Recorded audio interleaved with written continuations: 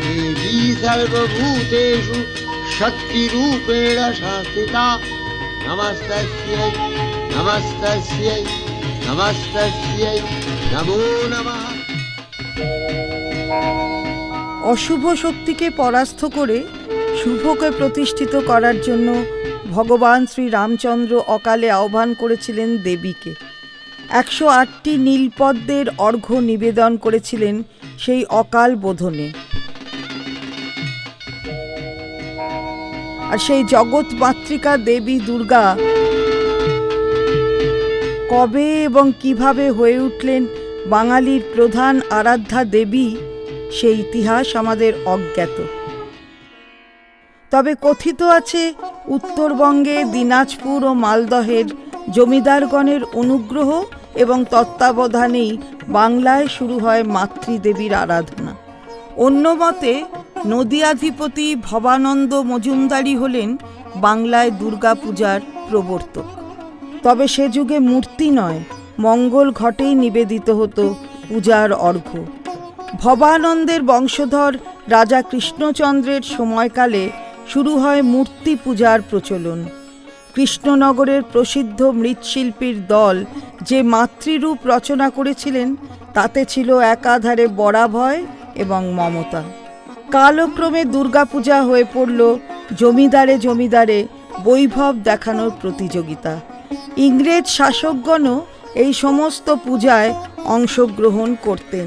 শাসক ইংরাজের কাছে দুর্গাপূজার সামাজিক গুরুত্ব এত বেশি ছিল যে লর্ড ক্লাইভ পর্যন্ত শোভাবাজারে রাজা নবকৃষ্ণদেবের বাড়ির পূজায় অতিথি হিসাবে উপস্থিত ছিলেন।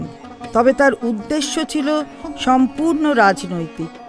ইস্ট ইন্ডিয়া কোম্পানির উচ্চপদস্থ আমাত্যরা দুর্গাপূজার আয়োজন করছেন, এ ঘটনাও সে যুগে বিরল ছিল না।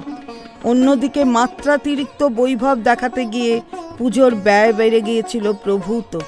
কালক্রমে সেসব পূজায় ঐতিহ্য বজায় থাকলো ঠিকই, তবে আড়ম্বর গেল কমে।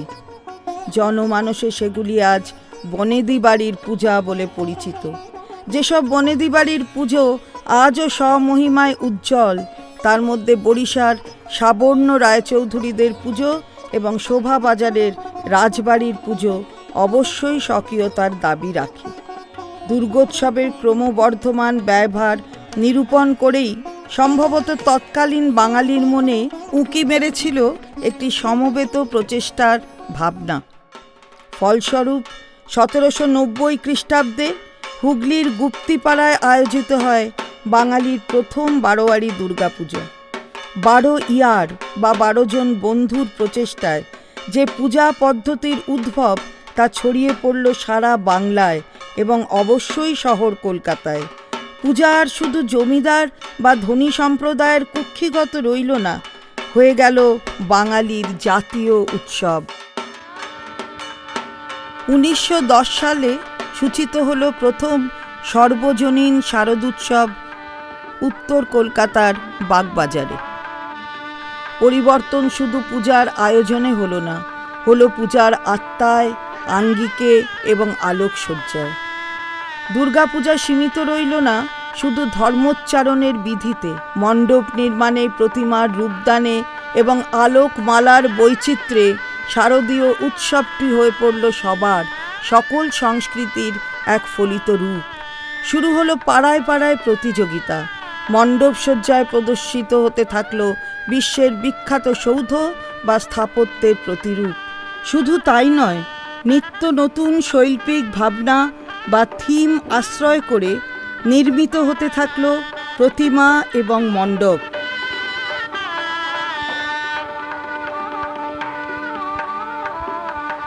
প্রতিমা ও মণ্ডপের রূপদানে অংশ নিতে থাকলেন দেশের বিখ্যাত শিল্পীরা।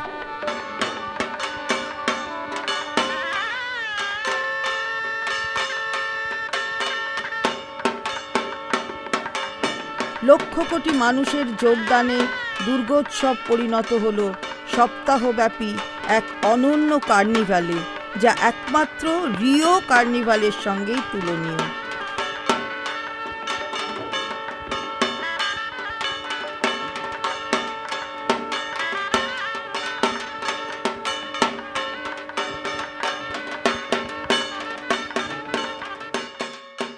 তবে কি বনেদি বাড়ি, কি আবাসন বা সর্বজনীন পূজা, সর্বত্রই দেবী দুর্গার কাছে প্রতিটি বাঙালি যেন এক ঈশ্বরী পাটনি, যে করজোড়ে প্রার্থনা করে আমার সন্তান যেন থাকে দুধে ভাতে।